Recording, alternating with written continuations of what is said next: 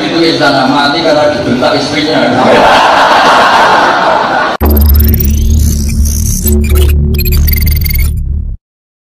Umatnya Nabi termasuk yang goblok. Itu tidak gampang itu.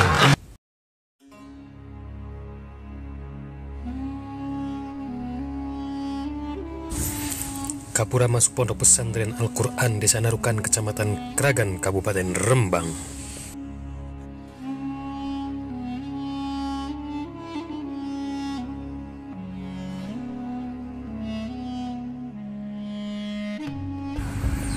Aula Pondok Pesantren Narukan.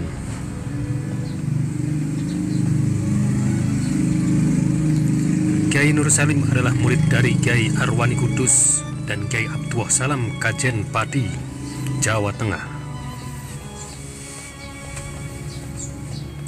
Kiai kelahiran 1970 ini memilih Yogyakarta sebagai tempatnya memulai pengembaraan ilmiahnya.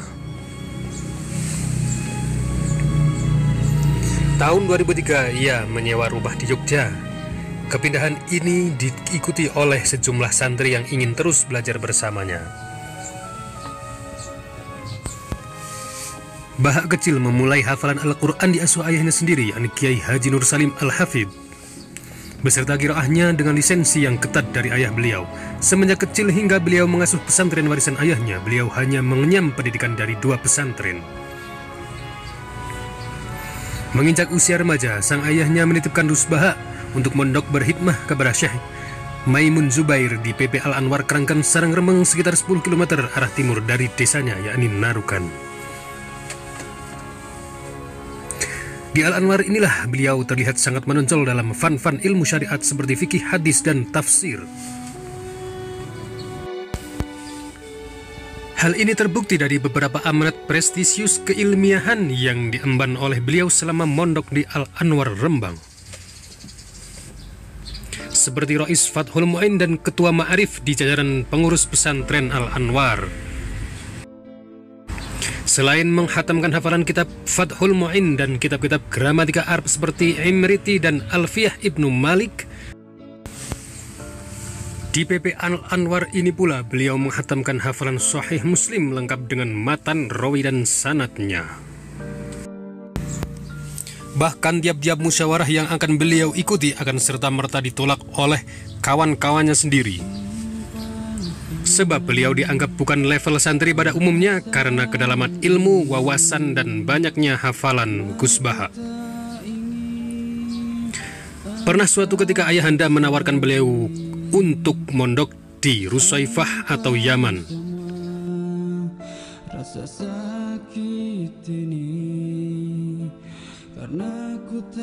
Namun beliau memilih untuk tetap di Indonesia, berkhidmat kepada alma maternya Madrasah Ghazaliyah Syafi'iyah PP Al-Anwar dan pesantrennya sendiri.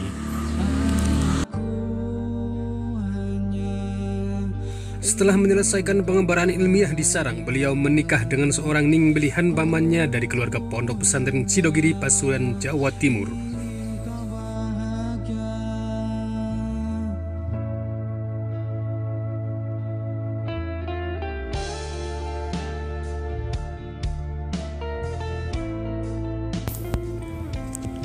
Menariknya, saat beliau berangkat ke pesantren Sidogiri untuk melangsungkan upacara akad nikah yang telah ditentukan waktunya, beliau berangkat sendiri ke Pasuruan dengan menumpang bus reguler alias bus biasa kelas ekonomi. Kesederhanaan beliau bukanlah sebuah kebetulan, namun merupakan hasil didikan ayahnya semenjak kecil.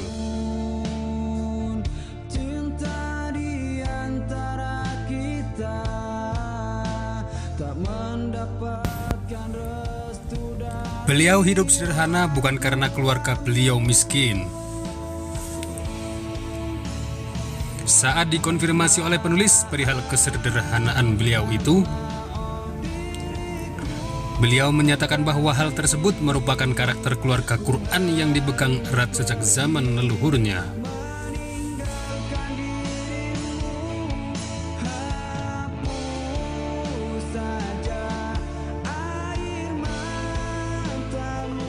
Saya tuh kalau pergi itu seneng ngebis, bukan karena saya tidak punya mobil, tapi saya sering mau butuh itu supaya nggak diganggu.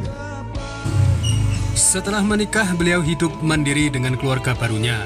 Beliau menetap di Jogja sejak tahun 2003. Di Jogja, beliau menyewa rumah untuk ditempati keluarga kecil beliau, berpindah dari satu lokasi ke lokasi yang lainnya.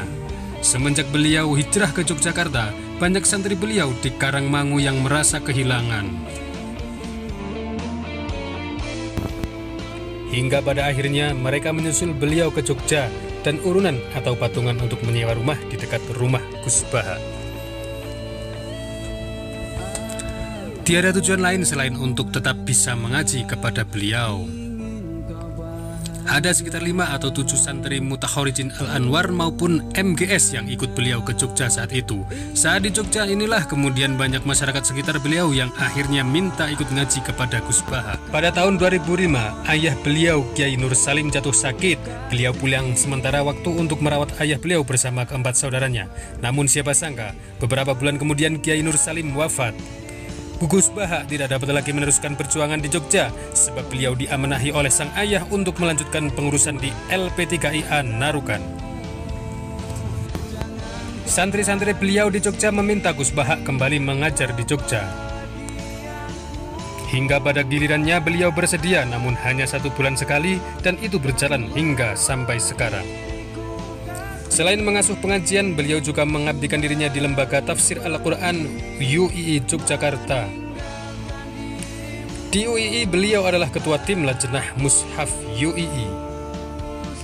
Timnya terdiri dari para profesor, doktor, dan ahli-ahli Al-Quran seperti Profesor Dr. Quraisy Shihab, Profesor Zaini Dahlan, Profesor Sohib, dan para anggota Dewan Tafsir Nasional lainnya.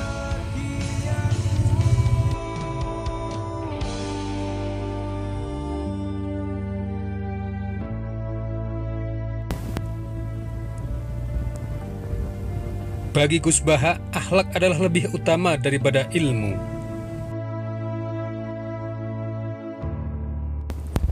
Suatu kali beliau ditawari gelar doktor honoris causa dari UII, namun beliau tidak berkenan.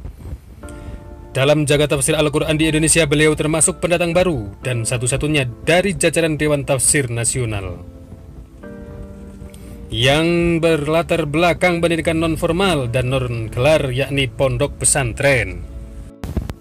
Meski demikian, kealiman dan penguasaan keilmuan beliau sangat diakui oleh para ahli tafsir nasional. Hingga pada suatu kesempatan pernah diungkapkan oleh Profesor Quraisy Shihab bahwa kedudukan Gus Baha di Dewan Tafsir Nasional selain sebagai mufassir, juga sebagai mufassir fakih karena penguasaan beliau pada ayat-ayat ahkam yang terkandung di dalam Al-Quran. Posisi beliau selalu di 2 keahlian, yakni sebagai mufassir seperti anggota lajnah lainnya, juga sebagai faqihul Quran yang mempunyai tugas khusus mengurai kandungan fikih dalam ayat-ayat ahkam Al-Quran. Karena kealimannya, Gus Baha juga saat ini menjadi Rais Suriah PBNU.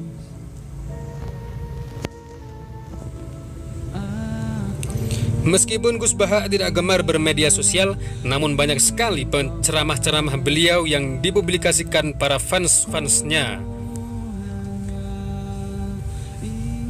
Banyak sekali akun-akun media sosial yang mempublikasikan ceramah-ceramah Gus Baha.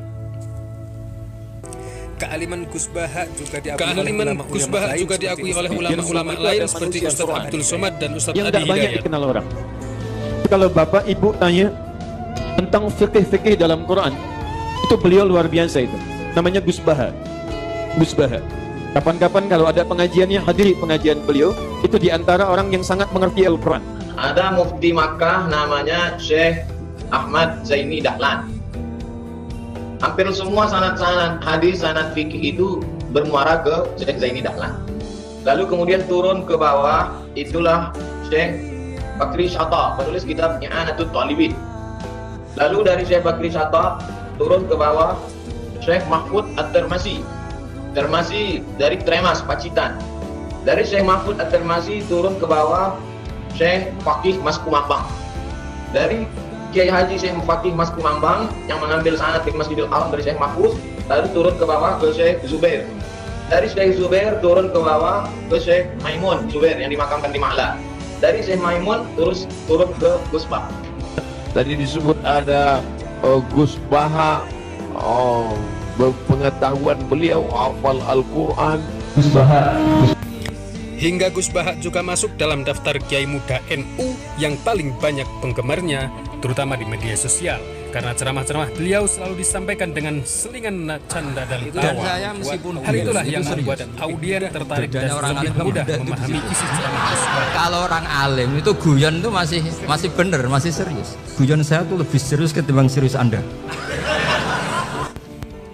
Kabar duka datang dari keluarga Gus Baha. Rabu 15 April 2020, sang ibunda Hajah Yuhanif berpulang ke rahmatullah pada usia 74 tahun. Tadi saya di kamar sama beliau berduaan. Biografi Ini Kiai Mbah Haji jadi wali Bahaudin Nur sih, Salim aku atau Gus web. Baha. Semoga menambah kecintaan kita Cocokan lah. kepada para ulama. Nah, kenapa saya akhir-akhir ini gulirkan daftar wali? Kenapa? Saya ini resah ya, orang sudah ingin dicintai pejabat, dicintai tetangga, dicintai teman. Tapi kadang-kadang orang lupa lagi dicintai apa. Makanya saya meskipun guyon, tapi ini amdan, bukan sahwan. Supaya orang punya cita-cita lagi jadi wali, ingin dicintai Allah.